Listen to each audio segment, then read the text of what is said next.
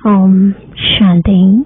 आज 23 जुलाई 2025 बाबा के महावाक्य है। मीठे बच्चे, जब समय मिले तो एकांत में बैठ विचार सागर मंथन करो। जो पॉइंट्स सुनते हो उसको रिवाइज करो। प्रश्न है, तुम्हारी याद की यात्रा पूरी कब होगी? उत्तर है, जब तुम्हारी कोई भी कर्मेंद्रियां धोखा ना दे, कर्मातीत अवस्था हो जाए, तब याद की यात्रा पूरी होगी। अभी तुमको पूरा पुरुषार्थ करना है, ना उम्मीद नहीं बनना है, सर्विस पर तत्पर रहना है। ओम शांति। मीठे मीठे बच्चे आत्म अभिमानी होकर बैठे हो। बच्चे समझते हैं आधा कल्प हम देही अभिमानी रहे हैं। अब देही अभिमानी हो रहने के लिए मेहनत करनी पड़ती है। बाप आकर समझाते हैं, अपने को आत्मा समझकर बैठो, तब ही बाप याद आएगा, नहीं तो भूल जाएंगे। याद नहीं करेंगे तो यात्रा कैसे कर सकेंगे? पाप कैसे कटेंगे? घाटा पड़ जाएगा। यह तो घड़ी घड़ी याद करो, यह है मुख्य बात। बाकी तो बाप अनेक प्रकार की युक्तियां बतलाते हैं। रॉन्ग क्या है, राइट क्या है, वह भी समझाया है। बाप तो ज्ञान का सागर है, भक्ति को भी जानते हैं। बच्चों को भक्ति में क्या क्या करना पड़ता है समझाते हैं। यह यज्ञ तप आदि करना, यह सब है भक्ति मार्ग। भल बाप की महिमा करते हैं, परंतु उल्टी। वास्तव में श्री कृष्ण की महिमा भी पूरी नहीं जानते। हर एक बात को समझना चाहिए ना। जैसे श्री कृष्ण को वैकुंठनाथ कहा जाता है। अच्छा, बाबा पूछते हैं, श्री कृष्ण को त्रिलोकीनाथ कहा जा सकता है? गाया जाता है ना त्रिलोकीनाथ। अब त्रिलोकी के नाथ अर्थात 3 लोक, मूल वतन, सूक्ष्म वतन, स्थूल वतन। तुम बच्चों को समझाया जाता है, तुम ब्रह्मांड के भी मालिक हो। श्री कृष्ण ऐसे समझते होंगे कि हम ब्रह्मांड के मालिक हैं। नहीं, वह तो वैकुंठ में थे। वैकुंठ कहा जाता है स्वर्ग, नई दुनिया को। तो वास्तव में त्रिलोकीनाथ कोई भी है नहीं। बाप राइट बात समझाते हैं। 3 लोक तो है। ब्रह्मांड का मालिक शिव बाबा भी है, तुम भी हो। सूक्ष्म वतन की तो बात ही नहीं। स्थूल वतन में भी वह मालिक नहीं है। न स्वर्ग का न नर्क का मालिक है। श्री कृष्ण है स्वर्ग का मालिक। नर्क का मालिक है रावण। इनको रावण राज्य, आसुरी राज्य कहा जाता है। मनुष्य कहते भी हैं, परंतु समझते नहीं है। तुम बच्चों को बाप बैठ समझाते हैं। रावण को 10 शीश देते हैं। 5 विकार स्त्री के, 5 विकार पुरुष के। अब 5 विकार तो सबके लिए है, सब है ही रावण राज्य में। अभी तुम श्रेष्ठाचारी बन रहे हो। बाप आकर श्रेष्ठाचारी दुनिया बनाते हैं। एकांत में बैठने से ऐसे ऐसे विचार सागर मंथन चलेगा। उस पढ़ाई के लिए भी स्टूडेंट एकांत में किताब ले जाकर पढ़ते हैं। तुमको किताब तो पढ़ने की दरकार नहीं। हाँ, तुम पॉइंट्स नोट करते हो, इसको फिर रिवाइज करना चाहिए। यह बड़ी गूढ़ बातें हैं, समझने की। बाप कहते हैं ना, आज तुमको गुह्य ते गुह्य नई नई पॉइंट्स समझाता हूँ। पारसपुरी के मालिक तो लक्ष्मी नारायण है। ऐसे भी नहीं कहेंगे कि विष्णु है। विष्णु को भी समझते नहीं है कि यही लक्ष्मी नारायण है। अभी तुम शॉर्ट में एम ऑब्जेक्ट समझाते हो। ब्रह्मा सरस्वती कोई आपस में मेल फीमेल नहीं है। यह तो प्रजापिता ब्रह्मा है ना। प्रजापिता ब्रह्मा को ग्रेट ग्रेट ग्रैंडफादर कह सकते हैं। शिव बाबा को सिर्फ बाबा ही कहेंगे, बाकी सब हैं ब्रदर्स। इतने सब ब्रह्मा के बच्चे हैं। सबको मालूम है हम भगवान के बच्चे ब्रदर्स हो गए, परंतु वह है निराकारी दुनिया में। अभी तुम ब्राह्मण बने हो। नई दुनिया सतयुग को कहा जाता है। इनका नाम फिर पुरुषोत्तम संगम युग रखा है। सतयुग में होते ही है पुरुषोत्तम।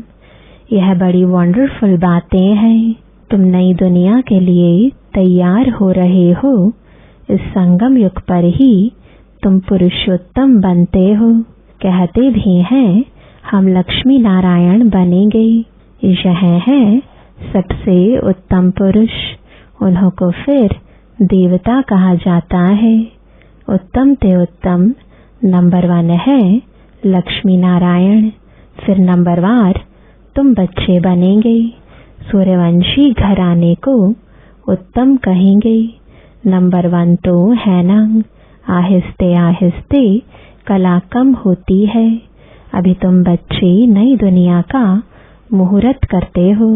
जैसे नया घर तैयार होता है तो बच्चे खुश होते हैं, मुहूर्त करते हैं। तुम बच्चे भी नई दुनिया को देख खुश होते हो, मुहूर्त करते हो। लिखा हुआ भी है सोने के फूलों की वर्षा होती है। तुम बच्चों को कितना खुशी का पारा चढ़ना चाहिए। तुमको सुख और शांति दोनों मिलते हैं। दूसरा कोई नहीं जिनको इतना सुख और शांति मिले। दूसरे धर्म आते हैं तो द्वैत हो जाता है। तुम बच्चों को अपार खुशी है हम पुरुषार्थ कर ऊंच पद पाएं। ऐसे नहीं कि जो तकदीर में होगा सो मिलेगा। पास होने होंगे तो होंगे नहीं। हर बात में पुरुषार्थ जरूर करना है। पुरुषार्थ नहीं पहुंचता है तो कह देते जो नसीब में होगा। फिर पुरुषार्थ करना ही बंद हो जाता है। बाप कहते हैं तुम माताओं को कितना ऊंच बनाता हूँ।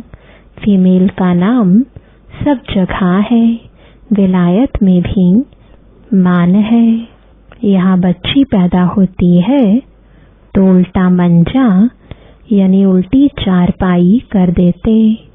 दुनिया बिल्कुल ही डर्टी है। इस समय तुम बच्चे जानते हो भारत क्या था अब क्या है। मनुष्य भूल गए हैं, सिर्फ शांति शांति मांगते रहते हैं। विश्व में शांति चाहते हैं। तुम यह लक्ष्मी नारायण का चित्र दिखाओ। इन्हों का राज्य था तो पवित्रता सुख शांति भी थी। तुमको ऐसा राज्य चाहिए ना। मूल वतन में तो विश्व की शांति नहीं कहेंगे। विश्व में शांति तो यहाँ होगी ना। देवताओं का राज्य सारे विश्व में था। मूल वतन तो है आत्माओं की दुनिया। मनुष्य तो यह भी नहीं जानते कि आत्माओं की दुनिया होती है। बाप कहते हैं हम तुमको कितना ऊंच पुरुषोत्तम बनाता हूँ। यह समझाने की बात है। ऐसे नहीं रड़ियां मारेंगे भगवान आया है तो कोई मानेगा नहीं, और ही गाली खाएंगे और खिलाएंगे। कहेंगे बीके अपने बाबा को भगवान कहती है। ऐसी सर्विस नहीं होती है। बाबा युक्ति बताते रहते हैं। कमरे में 8-10 चित्र दीवार में अच्छी रीति लगा दो और बाहर में लिख दो, बेहद के बाप से बेहद सुख का वर्षा लेना है अथवा मनुष्य से देवता बनना है। तो आओ हम आपको समझाएं। ऐसे बहुत आने लग पड़ेंगे। आप ही आते रहेंगे। विश्व में शांति तो थी ना। अभी इतने ढेर धर्म है। तम प्रधान दुनिया में शांति कैसे हो सकती है? विश्व में शांति वह तो भगवान ही कर सकता है। शिव बाबा आते हैं, जरूर कुछ सौगात लाते होंगे। एक ही बाप है जो इतना दूर से आते हैं और यह बाबा एक ही बार आते हैं। इतना बड़ा बाबा 5000 वर्ष के बाद आते हैं। मुसाफिरी से लौटते हैं तो बच्चों के लिए सौगात ले आते हैं ना। स्त्री का पति भी बच्चों का बाप तो बनते हैं ना। फिर दादा परदादा तरदादा बनते हैं। इनको तुम बाबा कहते हो। फिर ग्रैंडफादर भी होगा, ग्रेट ग्रैंडफादर भी होगा। बिरादरियां है ना। एडम आदिदेव नाम है, परंतु मनुष्य समझते नहीं है। तुम बच्चों को बाप बैठ समझाते हैं। बाप द्वारा सृष्टि चक्र की हिस्ट्री ज्योग्राफी को तुम जानकर चक्रवर्ती राजा बन रहे हो। बाबा कितना प्यार और रुचि से पढ़ाते हैं, तो इतना पढ़ना चाहिए ना। सवेरे का टाइम तो सब फ्री होते हैं। सुबह का क्लास होता है, आधा पौना घंटा। मुरली सुनकर फिर चले जाओ। याद तो कहाँ भी रहते कर सकते हो। इतवार का दिन तो छुट्टी है। सवेरे 2-3 घंटा बैठ जाओ। दिन की कमाई को मेकअप कर लो, पूरी झोली भर दो। टाइम तो मिलता है ना। माया के तूफान आने से याद नहीं कर सकते हैं। बाबा बिल्कुल सहज समझाते हैं। भक्ति मार्ग में कितने सत्संगों में जाते हैं। श्री कृष्ण के मंदिर में, फिर श्रीनाथ के मंदिर में, फिर और किसके मंदिर में जाएंगे। यात्रा में भी कितने व्यभिचारी बनते हैं। इतनी तकलीफ भी लेते, फायदा कुछ नहीं। ड्रामा में यह भी नोंद है। फिर भी होगा। तुम्हारी आत्मा में पाठ भरा हुआ है। सतयुग त्रेता में जो पाठ कल्प पहले बजाया है, वही बजाएंगे। मोटी बुद्धि यह भी नहीं समझते हैं। जो महीन बुद्धि है, वही अच्छी रीति समझकर समझा सकते हैं। उन्हें अंदर भासना आती है कि यह अनादि नाटक बना हुआ है। दुनिया में कोई नहीं समझते यह बेहद का नाटक है। इनको समझने में भी टाइम लगता है। हर एक बात डिटेल में समझाकर फिर कहा जाता है, मुख्य है याद की यात्रा। सेकंड में जीवन मुक्ति भी गाया हुआ है। और फिर यह भी गायन है कि ज्ञान का सागर है। सारा सागर स्याही बनाऊं, जंगल को कलम बनाऊं, धरती को कागज बनाऊं, तो भी अंत नहीं आ सकती। शुरू से लेकर तुम कितना लिखते आए हो। ढेर कागज हो जाए, तुमको कोई धक्का नहीं खाना है। मुख्य है ही अल्फ। बाप को याद करना है। यहाँ भी तुम आते हो शिव बाबा के पास। शिव बाबा इनमें प्रवेश कर तुमको कितना प्यार से पढ़ाते हैं, कोई भी बड़ाई नहीं है। बाप कहते हैं मैं आता हूँ पुराने शरीर में। कैसे साधारण रीति शिव बाबा आकर पढ़ाते हैं, कोई अहंकार नहीं। बाप कहते हैं तुम मुझे कहते ही हो बाबा पतित दुनिया पतित शरीर में आओ, आकर हमको शिक्षा दो। सतयुग में नहीं बुलाते हो कि आकर हीरे जवाहरातों के महल में बैठो, भोजन आदि खाओ। शिव बाबा भोजन खाते ही नहीं, आगे बुलाते थे कि आकर भोजन खाओ। 36 प्रकार का भोजन खिलाते थे। यह फिर भी होगा, यह भी चरित्र ही कहें। श्री कृष्ण के चरित्र क्या है? वह तो सतयुग का प्रिंस है। उनको पतित पावन नहीं कहा जाता। सतयुग में यह विश्व के मालिक कैसे बने हैं, यह भी अभी तुम जानते हो। मनुष्य तो बिल्कुल घोर अंधियारे में है, अभी तुम घोर रोशनी में हो। बाप आकर रात को दिन बना देते हैं। आधा कल्प तुम राज्य करते हो तो कितनी खुशी होनी चाहिए। तुम्हारी याद की यात्रा पूरी तब होगी जब तुम्हारी कोई भी कर्मेंद्रियां धोखा ना दें, कर्मातीत अवस्था हो जाए, तब याद की यात्रा पूरी होगी। अभी पूरी नहीं हुई है। अभी तुमको पूरा पुरुषार्थ करना है, ना उम्मीद नहीं बनना है। सर्विस और सर्विस। बाप भी आकर बूढ़े तन से सर्विस कर रहे हैं ना। बाप करन करावन हार है। बच्चों के लिए कितना फिक्र रहता है। यह बनाना है, मकान बनाना है।